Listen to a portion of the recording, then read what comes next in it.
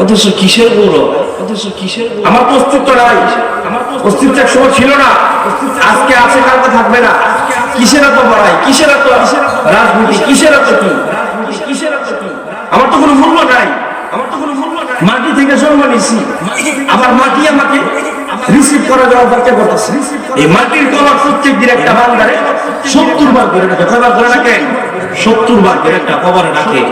আর মালাকুল মউত, যার জন্য যে ফেরেশতা বাজার করা মালাকুল মউত আজরাইল আলাইহিস সালাতু ওয়াস সালামের আন্ডারে, এই ফেরেশতা প্রত্যেক দিন ওই লৌহে মাহফুজ থেকে আপনি আমার যে ফ্রেমের ছবি আছে, ওই ফ্রেমের ছবিটা নিয়ে আপনি আমার কাছে কাছে প্রত্যেক দিন 5 বার করে আসে। কয়বার করে? 5 বার করে আসে।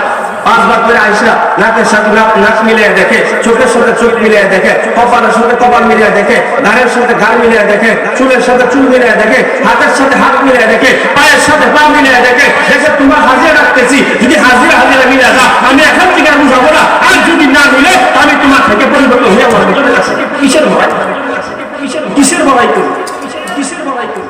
একটা মাটির 3.5 হাত ঘর 70 বার ঢাকা আমাদের। আমি মাটির ঘর সাবধান হয়ে আইসি, আমি পোকামাকড়ের ঘর খুব সতর্ক হয়ে আইসি, আমি অন্ধকারের ঘর খুব সতর্ক হয়ে আইসি। আমরা কি, আমরা কিচ্ছুই না। নবী আলাইহিস সালাতু ওয়াস সালাম জান্নাত যুবকদের সর্দার নেই, জান্নাতি মহিলাদের সর্দার নেই, ফাতেমা রাদিয়াল্লাহু তাআলা আনহা, এমনকি যুবকদের সর্দার হাসান হুসাইন, 2 জনের মা। আসারে মুবাশশারা 10 জন জান্নাতের সার্টিফিকেট পাইছে। হযরত আলী রাদিয়াল্লাহু তাআলা আনহু, উনার স্ত্রী, এমনকি যে নবীকে সৃষ্টি না করলে দুনিয়া সৃষ্টি হইতো না, যাকে সৃষ্টি না করলে দুনিয়া কি সৃষ্টি হইতো না। প্রত্যেকটা নবী রাসূলকে নির্দিষ্ট সময় দিয়েছে, তুমি 23 বছর নবী, তুমি 10 বছর নবী, তুমি 50 বছর নবী, তুমি 950 বছর নবী, তুমি 950 বছর নবী, তুমি 1000 বছর নবী, এরকম ধার্য করছে।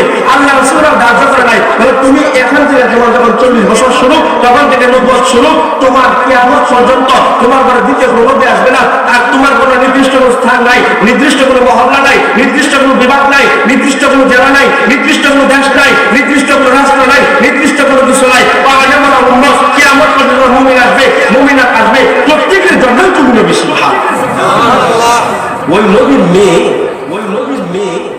যখন মারা গেছে, ওনার কবর আবু যর গিফারি খরচ করতে গেছে। আবু যর গিফারিকে 2টা দিনের শর্ত দিছে, ভিতরে শর্ত দিছে তুমি একা যাইবা, অন্য কাউকে নিতে পারবা না। বলছে ওর কথার সঙ্গে লাগবো, কবরই তোমার সাথে কথা বলবো। সুবহানাল্লাহ।